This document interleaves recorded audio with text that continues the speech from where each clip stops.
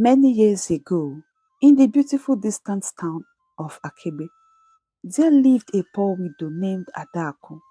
Adaku was married for years to her kind husband Mbafo without no child. Mbafo was a rich farmer who had several lands and oil plantations. Adaku and Mbafo had tried several traditionalists for help regarding their childlessness, but there was no solution. Mbafo loved Adaku so much, which made him not succumb to the pressure of his family members and the society to marry another woman. Mbafo encouraged Adaku to be strong for him, not giving in to the pressure from people. All that mattered to Mbafo was Adaku's happiness and her general well-being. Adaku was so grateful to God for the kind husband that she got married to, who was not selfish, but has always loved her selflessly. So as years passed, Adaku and Mbafo resorted to their faith, hoping for God's intervention someday. But unfortunately for Adaku, Mbafo took ill, and as time passed, the sickness progressed. In spite of the medications, Mbafo was still not responding to treatment. This was a huge concern to Adaku and Mbafo's family members. However, months later, Mbafo died. Adaku was shattered after the loss of her husband. Her in-laws, who have always resented her, quickly threw her out of her husband's house as she had no child for their late brother. In spite of her pleas to them to allow her mourn her dead husband, they all fell on deaf ears. After Mbafo's death, Adaku lived a sorrowful life. She had no child or husband. The villagers called her names. They called her a witch. They ridiculed her that she ate all her children and also killed her husband, who has done nothing wrong but to love her. So Adaku lived a solitary life. She lived at the outskirts of the town to avoid the probing eyes and hate from the villagers. She relied on the money she made from farming and weeding people's farms from the other village nearby. One evening, Adaku had just finished weeding Papa Ugo's large farmland, which he had contracted to her for the past 4 days, as it was the beginning of the farming season for the year. It has been a very tiring day for Adaku as she sat on the soil, drenched in sweat, and her hands covered with some red soil. Even though she was very tired, she dragged herself home as it was already getting late. She got home, she had a warm shower, and ate the little food she had made that morning before she left for Papa Ugo's farmland. Adaku sat on her small bed, listening to the chirping birds and sound of cars passing the road, since her house was not a long distance from the road. This Adaku did regularly to distract herself from her lonely life. It was now dark and late at night. Adaku, not knowing when she slept off, was woken up by the cry of a woman. She opened her eyes in shock, but still lay on her bed trying to know if it was a dream or physical. When this time, she heard the cry loudly, and it was a very long cry. Adaku became wide awake, wondering what could have brought the woman out this late. A lot of thoughts crossed her mind, but she decided to sit still on her bed. However, a few moments later, she also heard a man's voice. She heard the man say to the woman, "Loma, please hold on for me. Agaba and Ikem will soon catch up with us if we don't leave here immediately. Once they see our car, they know we are not far away. Please, Uloma, can you manage so we can get help inside the village? I cannot leave you here all alone by yourself, seeing your condition," he said in a worried tone. "My husband, please don't leave me. Our son is almost here," she said in a weak tone. And the next thing Adaku heard was the woman's loud scream, which was followed with the cry of a baby. Adaku's jaw dropped. She felt this sharp pain and a feeling of guilt since she could not help them. Adaku could not come out of her house since it was already dark and very late at night. The woman breathed deeply while her husband, who was confused and frightened, cried as he embraced their son. Adaku was restless as she paced in her little room, not knowing what to do. Adaku could also hear him saying, "Please, Uloma, what is it? Don't leave me. Look at our son. Please don't leave me." The man cried. So Adaku, though afraid to come out, made a loud sound in her house as she hit a bowl on the floor to attract the attention of the man, as this was all she thought she could do to help. And in a flash of seconds, she heard a loud knock on her door. So she quickly opened the door and saw a man holding out a baby to her. He looked weak and very tired. The baby was just covered with a blouse. Please, madam, take care of this baby. As he handed her an envelope and some money he brought out from his pocket. Madam, my wife is dying, and some men are after our lives and that of our child. Please, save the life of this child. I plead with you to leave here. If these men come here, they will kill you and our child. Please, madam, the life of this child is in your hands. Adaku was confused. Who is this man? What's happening here? She looked at the child, who looked so innocent. Adaku's heart melted, so she collected the child from the man, her hands shaking, as she quickly wrapped the child with one of her wrappers and heeding to the man's advice. Adaku ran out of her house, joining the man outside. So they walked to where the woman was. Adaku was shocked to see the woman in her pool of blood, dead. The man screamed loudly. Adaku was also crying and shivering. It was a chilly night and a doomsday. So the man said to Adaku, "Please, madam, I'm Obinna, the son of Okoto, the famous Okoto from Ekulobia. My parents were assassinated, and my wife and I are chased by some assassins who are after our lives and that of our son. I don't know what to do now. My wife is dead. Oh God, what am I going to do now? Please, madam, you just have to run for your life. Also, for the life of this baby." As they were still talking, Adaku heard the voices of some men. The man said to Adaku, "Run, run! Don't look back! Please save my son! Please save my son!" So Adaku ran into the bush, not knowing where she was headed to. As she ran, and suddenly she heard the loud cry of Obinna, so she knew they must have killed him. She continued to run, not looking back, until she ran into the deep bush. After some time, she decided to rest since she was already very tired. As she sat there, she soon saw two men with long torches looking around to find her. So she sat still where she was, her heart racing as she closed her eyes, praying to God to save her and the little baby. Sat still, and the men continued to search for her. After some time, they gave up the search and went another direction.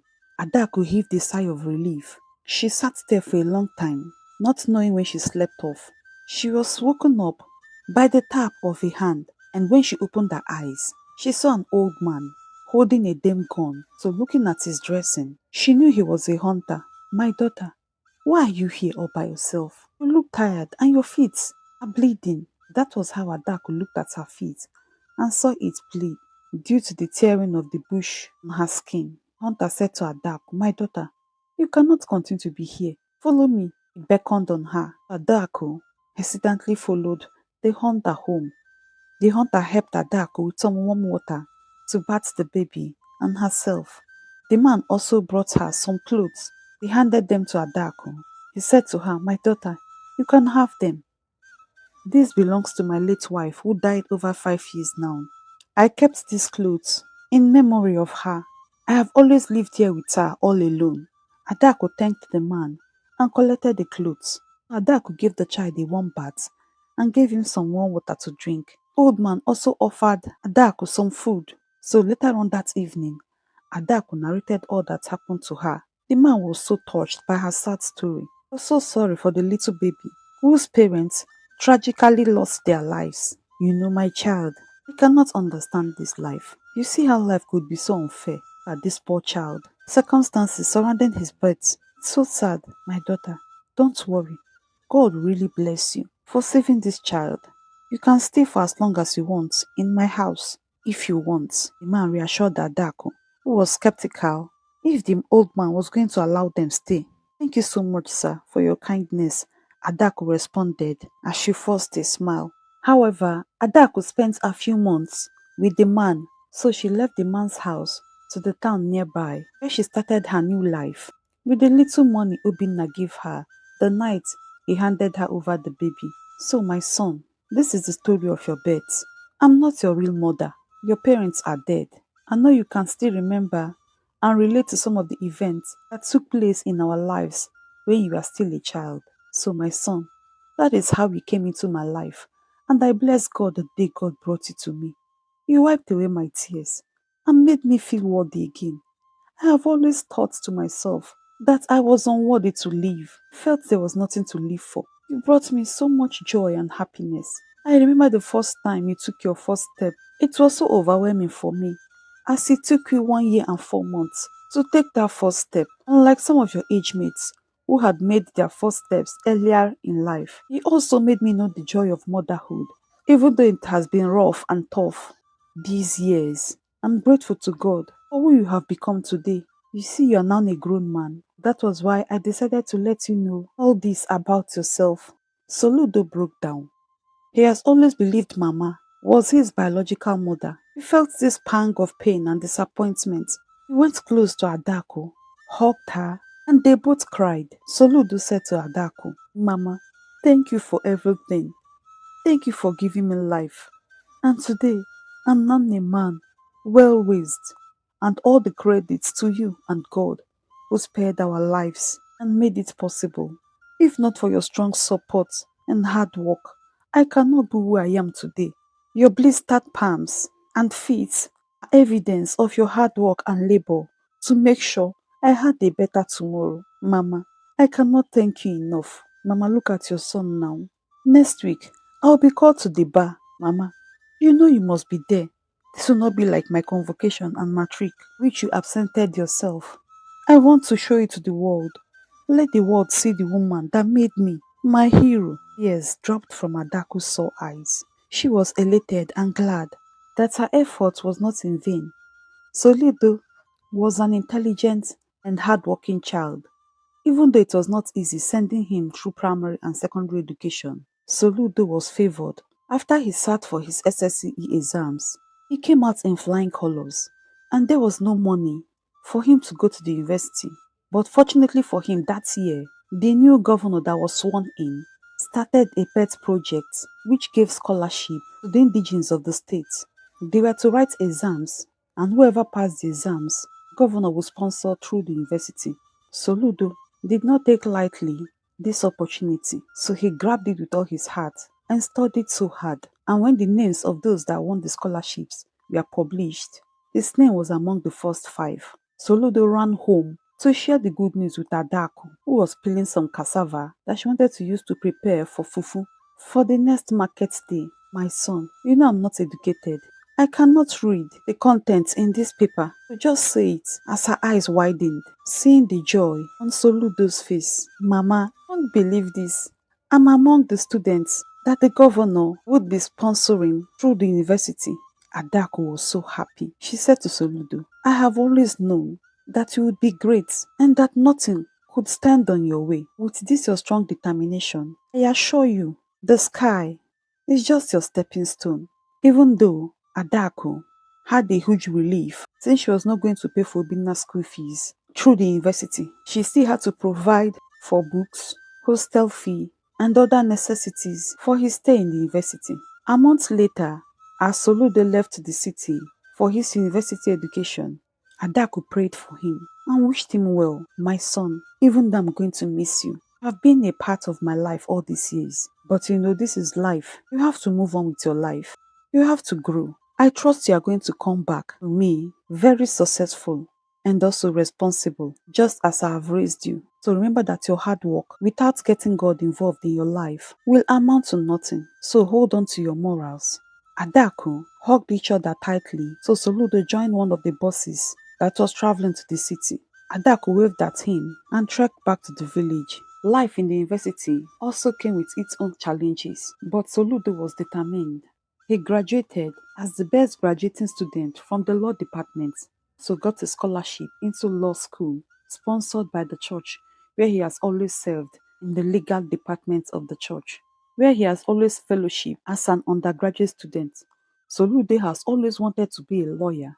He had this passion to fight for the underprivileged in the society. The church saw Soludo's prospects, love for God and humanity, so they supported him and made his dream come true. So that night, as Soludo laid on his bed, he looked at Adaku. He continued to sob. He remembered all the pains, all the sufferings she went through to give him a better life. He remembered the tough and hard times he shared with Mama, how Adaku never allowed him weed in the farm, especially during exams. He would say to him, "My child, this is your opportunity. Alter your life. To make your life better, grab it. You still have time. Your advantage. Remember that we are doing all this because of circumstances. So to have a better life, you need to study hard, my son." These words always kept Soludo on his toes, made up his mind that he was not going to disappoint Mama. Soludo was so happy that his hard work paid off, and he would, in a few weeks' time, be called to the bar. However, 2 weeks later, Obinna was called to the bar, and Adaku was standing beside him on the podium after he collected an award for the best outstanding overall student that year. Adaku was so proud and happy for her son Soludo. She thought about all her labors, the sleepless nights, the pain. She smiled as she saw her son Soludo tell the people to give her a standing ovation. Tears flowed down her cheeks. "Please," Soludo said, "help me celebrate my mother, my hero, and my number one supporter." The people cheered and clapped their hands as they stood, including the governor and other dignitaries. That day was a glorious day for Adaku and Soludo as they ate their food inside their hotel room where they lodged the previous day. They talked about the events of that day and the dignitaries they met. Adaku said to Soludo, "My son, this is just the beginning. You are destined for greatness, and I'm happy this is happening in my presence. More are yet to come," Adaku said reassuringly. After their meal, they showered and slept off. 2 days later, Adaku returned back to her house in their town. A month later, Soludo came home with smiles beaming on his face. He happily said to Adaku, "Mama, God has done it again, no Mama. Just 3 days ago, I received a letter from one of the biggest law firms in Nigeria. You know Barrister Kalu now. He's a son and a reputable one too. I met him during our call to the bar program. So I was surprised when I received a letter that I have been employed in his chamber to work with him. Mama, don't mind me. Oh. I know you may not understand everything, but you see, your son here now has a good job, a car, and a beautiful house in the city. So, Mama, you are traveling with me to the city next week." Adaku's eyes widened in excitement and surprise. She was so happy. The way things were turning around for them. She was lost for words. Only could hear a few things Soludo said. She was so excited for her son. She said to herself, "So finally, I'm going to leave Umueke town for the city, even though I'm going to miss this town, which has most memories of my past." Adaku was happy that she was leaving Umueke for a better life ahead of them. However, few weeks later, Soludo kept to his word. He brought Adaku to the city as he had promised. Soludo said to Adaku as they tried to settle down that evening, "Mama, there is no work for you here. All I want you to do is to rest. You have lived all your life in labor and pain. So for now, please relax and enjoy yourself. Tomorrow, we'll go shopping together so I can get you some clothes and other things you might need. Thank you so much, my son. God bless you." "I'm really happy," Adaku responded, smiling. So the next day, Soludo took Adaku shopping and he got her some beautiful dresses and other things she needed. However, 2 years later, Soludo walked up to Adaku one afternoon as she sat in her bedroom folding the clothes she washed earlier on that day. "Mama, please, can I have that envelope you said my father gave to you? I need to go through its contents. I think it is time for me to go back to my roots. I need to know who I am, who my parents are. I need to know everything about myself." Adaku's eyes furrowed. Her countenance changed. She was afraid for Soludo. She said to him, "My son, you just have to be careful. You know this was part of the reason your parents were killed. Please be wise, my son," she said in worry and fear. "Don't worry, Mama, just calm down. Nothing is going to happen to me. I just want to read through the contents. Then I'll know the next step to take. You know this must be done. I am now a man and also a barrister, so there's nothing to be afraid of."